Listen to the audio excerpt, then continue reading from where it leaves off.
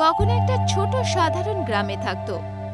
ও পরিশ্রমী আর সৎ ছিল, কিন্তু এখনো অবধি জীবনে বিশেষ কিছু করে উঠতে পারেনি। গগন আর চিত্রা একে অপরকে সত্যিকারের ভালোবাসতো। গগন গ্রামের একটা বড় গাছের নিচে বসেছিল। ও নিজের মোবাইলে একটা কাজে ব্যস্ত ছিল। তখনই সেখানে চিত্রা এসে পৌঁছালো। আরে চিত্রা, তুমি? তোমার মুখটা এরকম শুকিয়ে গেছে, মন খারাপ মনে হচ্ছে, কিন্তু কেন? তোমার মা আর বাবা আমার সম্বন্ধ চাওয়ার জন্য আমার বাড়ি এসেছিল। সেই সময় তো আমার বাবা না তো করেনি, কিন্তু এখন আমার মনে হচ্ছে উনি আমাদের বিয়ে দেবেন না। কিন্তু এটার কারণটা কি? আমার বাবা আমার হাত তাকেই দেবে যার কাছে অনেক টাকা থাকবে, যার কোনো বড় ব্যবসা থাকবে। আমার বাবা এর আগে আমার বাবা আমার বিয়ে তোমার সাথে ভেঙে অন্য কোথাও ঠিক করে দেয়। তোমাকে খুব তাড়াতাড়ি জীবনে কিছু একটা করতে হবে। এইটুকু বলেই চিত্রা সেখান থেকে চলে গেল। গগন গভীর চিন্তায় ডুবে গেল। কিছুদিন এইভাবেই কেটে গেল। গগন কিছু করার জন্য খুব চেষ্টা করতে লাগলো। কিছুদিন পর চিত্রা কাঁদতে কাঁদতে গগনের কাছে এলো।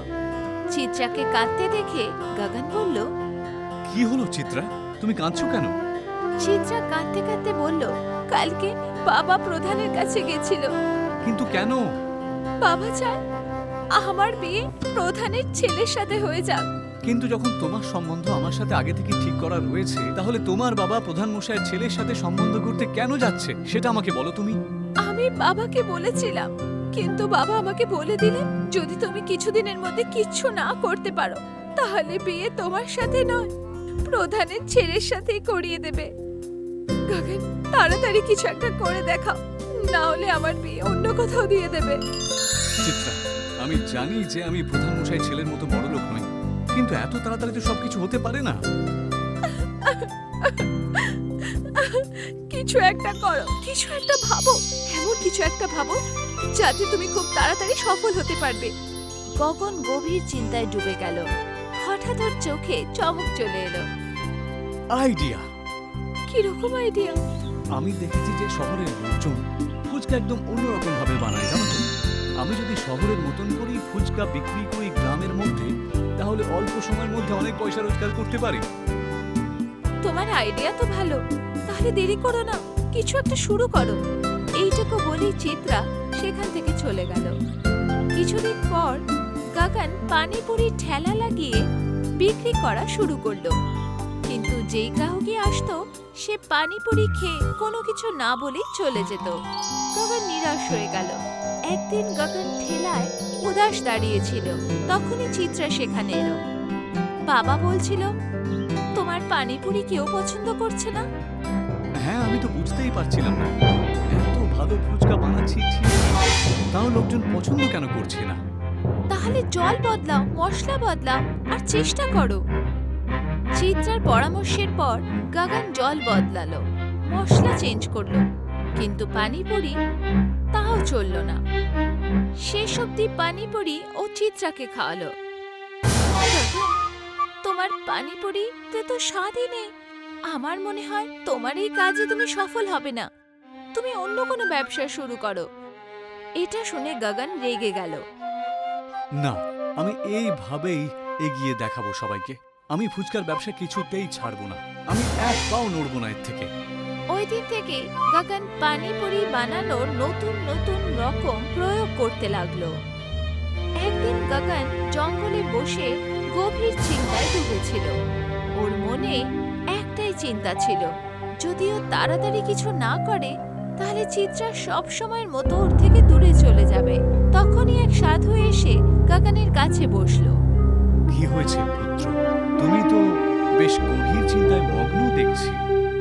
গগন সাধু মহারাজের দিকে তাকালো আর ওর চোখ থেকে জল পড়তে লাগলো। তুমি তো পুরুষ, পুরুষের চোখের জল যে একেবারেই মানায় না। বলো, তুমি কেন কাঁদছো? চন্দন নিজের সব ঘটনা সাধু মহারাজজিকে বলে দিল। আমি যদি তাড়াতাড়ি কিছু না করি তাহলে চিত্রার বাবা চিত্রার বিবাহ অন্য কোথাও ঠিক করে ফেলবে। এটা শুনে সাধু মহারাজ রহস্যময় আন্দাজে হাসল। যখন পরিশ্রমের পরেও কাজ হচ্ছে না, তখন বোঝা উচিত যে রাস্তাটা পুরোপুরি এখনো সম্পূর্ণ হয়নি। আমি ঠিক বুঝতে পারলাম না। যখন আমরা খুব সহজে সফলতা পাই না, তখন বোঝা উচিত যে ঈশ্বর তোমাকে আরো বড় কিছু দিতে চলেছেন। এখন আমার কথা মন দিয়ে শোনো। এখান থেকে সোজা হেঁটে জঙ্গলের দিকে যেও। ওখানে তুমি একটা গুহা দেখতে পাবে। ওই গুহার ভিতরে ঢুকবে। ওখানে যাবার পরে তুমি পাল্টে যাবে, কিন্তু মনে রেখো ওই গুহার ভেতরে তুমি যা কিছু দেখতে পাবে তার রহস্য কোনোদিন কাউকে বলবে না। এইটুকু বলেই সাধু মহারাজ সেখান থেকে চলে গেল। সাধু মহারাজের কথায় গগন খুব গভীরতা খুঁজে পেল। ও সেই সময় উঠল আর জঙ্গলের দিকে চলে গেল। অনেকক্ষণ চলার পর গগন জঙ্গলে একটা গুফা দেখতে পেল। মনে হচ্ছে এটাই সেই গুহা যার ব্যাপারে সাধু মহারাজ বলছিলেন। এবার দেখি এই গুহার ভেতরে এমন বিশেষ কি আছে। এইটুকু বলেই গগন সেই গুহার ভেতরে ঢুকে গেল। ভেতরে যেতেই হঠাৎ একটা জোরে আলো এলো। সেই মুহূর্তে গগন গুহার ভেতরে একটা অন্য দরজা দেখতে পেল। যেই গগন সেই দরজা পার করলো, ও এক অদ্ভুত জঙ্গলে পৌঁছে গেল। সামনের দৃশ্য দেখে গগন খুব আশ্চর্য হয়ে গেল। ওর সামনে এক রঙিন, এক খুশির দুনিয়া ছিল। চারপাশে গোল গোল পানিপুরির মতন ঘর বানানো ছিল। ওই ঘরের দেয়ালগুলো সুনেহেরি, সবুজ আর লাল রঙের ছিল, যেন কুরকুরি পানিপুরির ওপর মশলা দেয়া হয়েছে।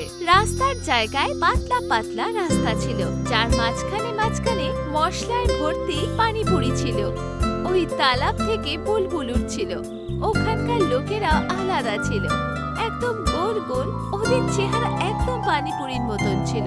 কারোর চেহারা ধনে পাতার মতন সবুজ ছিল, আর কারোর ওপরে তেঁতুলের মতন টক ছিল। এ কি? এ তো কোনো সাধারণ মানুষ মনে হচ্ছে না। এদের সবার মুখ তো দেখছি ফুচকার মতন লাগছে। এটা কি করে হতে পারে?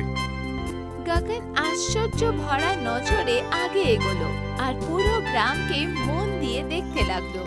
ওকে দেখে মনে হচ্ছিল যেন ওখানকার সব জিনিসই পানিপুরির সাথে জুড়ে গেছে। তখনই একটি মেয়ে সামনে এলো, যে কিনা পুরোপুরি পানিপুরির মতো দেখতে। তুমি তো একটা মানুষ, তুমি কি করে এখানে এলে? গগন তাকে মন দিয়ে দেখলো আর নিজের সব পুরো কথা, জীবনের সব ঘটনা ওকে বলে দিল। বুঝে গেছি, তাহলে তোমাকে সাধু মহারাজ পাঠিয়েছে। তুমি কি তাহলে প্রতিজ্ঞা করবে যে তুমি এই দুনিয়ার ব্যাপারে কাউকে বলবে না, কারণ এটা পানিপুরির দুনিয়া? গগন হ্যাঁ বলল। আমি তোমাকে পানিপুরি শেখাতে পারি, কিন্তু দুটো শর্তে। প্রথম, তুমি গরিবদের ফ্রিতে পানিপুরি খাওয়াবে, আর দ্বিতীয়ত আমাদের দুনিয়ার রহস্য কাউকে বলবে না। গগন দুটো শর্তই মেনে নিল। পানিপুরির মেয়ে গগনকে একটা নতুন রেসিপি দিয়ে পানিপুরি করা শেখালো। সেই জল কোনো সাধারণ জল ছিল না, তাতে অনেক মশলা ছিল। না খুব ঝাল, না খুব মিষ্টি, না খুব টক। গগন অনেকদিন সেখানেই থাকলো। ও পানিপুরি বানানোর প্রত্যেকটা ছোট ছোট রহস্য শিখলো। শেষ অবধি গগন পানিপুরি বানিয়ে পানিপুরির মেয়েকে খাওয়ালো। একদম আমাদের পৃথিবীর পানিপুরির মতোই খেতে। যদি তুমি তোমার দুনিয়ায় এটা লোককে খাওয়াও, তাহলে লোকেরা পানিপুরির সাথে সাথে নিজেদের আঙ্গুলও খেয়ে নেবে।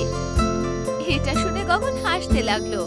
কিছুক্ষণ পর গগন গুহা থেকে বেরিয়ে এলো। গুহা সব সময়ের মতো বন্ধ হয়ে গেল।